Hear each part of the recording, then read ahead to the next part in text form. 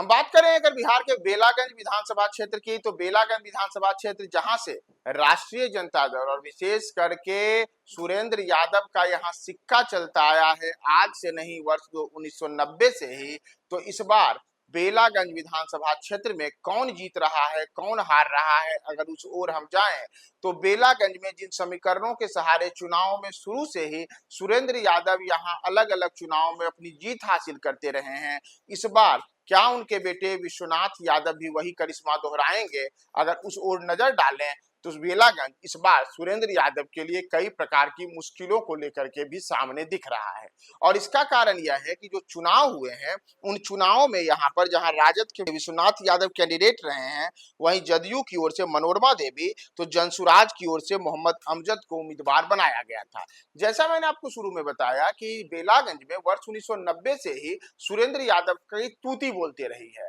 इसी यहाँ से कभी भी वे चुनाव नहीं हारे हैं। तो इस बार उन्होंने, अब जब इस बार वे जहानाबाद से चुनाव जीते लोकसभा का, तो अब अपने बेटे विशाल यादव को यहां से कैंडिडेट के तौर पे राजद के टिकट पे उतारा है। और चुनाव जो हुए हैं उस चुनाव में अगर हम समीकरणों की बात करें तो सुरेंद्र यादव के लिए एक बड़ी यह स्थिति होती थी बेलागंज में कि यहाँ पे राजद को MY समीकरण का सबसे बड़ा फायदा मिलता था। दरअसल जो पूरा बेलागंज विधानसभा क्षेत्र है, यहाँ पे M और Y यानी कि मुस्लिम और यादव जो समीकरण है, अगर उनके हम वोटरों की तादाद की बात करें तो माना जाता है कि करीब करीब 60 से 70 हजार दोनों पक्षों की यहाँ पे आबादी है। यानी कि 60-70 हजार यहाँ मुसलमान है और करीब करीब इसी अनुपात में यहाँ पे यादव मतदाता भी हैं। शुरू से यह देखने को मिला था कि सुरेंद्र यादव के पक्ष में इन दोनों वर्गों के मतदाता एक साथ गोलबंद होते थे, जिसका नतीजा हुआ कि वर्ष 1990 से लेकर के वर्ष 2020 की तक लगातार सुरेंद्र यादव यहाँ अपने आप को एक अभेद किले के रूप में इस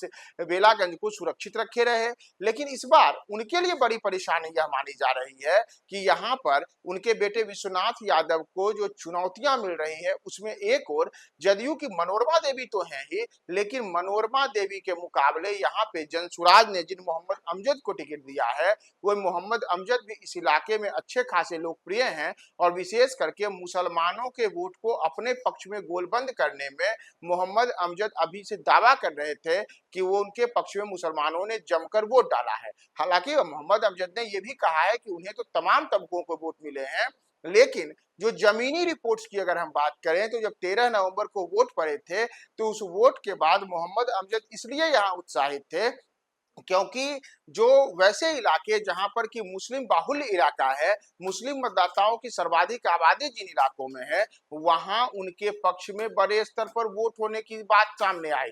तो ऐसे में मोहम्मद अमजद अगर मुसलमानों के एक बड़े वोट बैंक को अपने पक्ष में वाकई में गोलबंद किए हैं और उसे मतदाताओं ने मतदान के तौर पर उनके पक्ष में किया है, तो यह फिर सुरेंद्र यादव और उनके बेटे विश्वनाथ यादव के लिए चिंता की बात है। क्योंकि जिस MY समीकरण के सहारे सुरेंद्र यादव यहाँ पे लगातार चुनाव जीतते रहे थे, वही समीकरण उनके लिए इस बार मुश्किलों वाला रहेगा और यही मुश्किल इस बार उनके लिए अब चुनाव परिणाम के समय दिख सकता है। हालांकि इसमें बड़ा जो अगर जनसुराज के उम्मीदवार और राजद उम्मीदवार विश्वनाथ यादव, इन दोनों के बीच जोरदार मुकाबला देखने को मिलता है, तो जो स्थिति है उसमें यहाँ पे जदयू का तीर निशाने पे लग सकता है। और यही उम्मीद है कि इस बार जो बेलागंज है उस बेलागंज में मनोरमा देवी इसलिए जीत हासिल कर सकती हैं क्योंकि सुरेंद्र यादव के बेटे विश्वनाथ यादव और यहाँ से जनसुराज के मोहम्मद अमजद के बीच की जो लड़ाई हुई है,